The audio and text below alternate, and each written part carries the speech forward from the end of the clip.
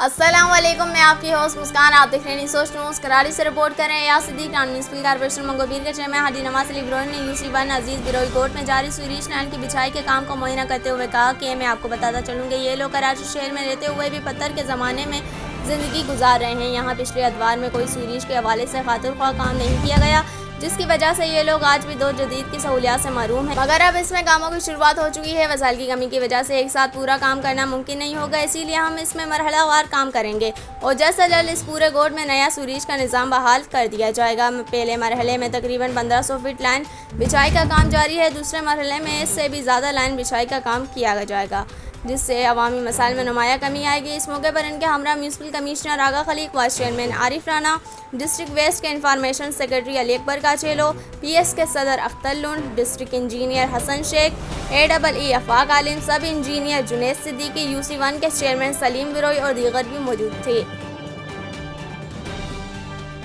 इस वीडियो को लाइक करें, हमारे चैनल को सब्सक्राइब करें और बेल आइकन जरूर प्रेस करें हमारी न्यू वीडियो सबसे पहले देखने के लिए।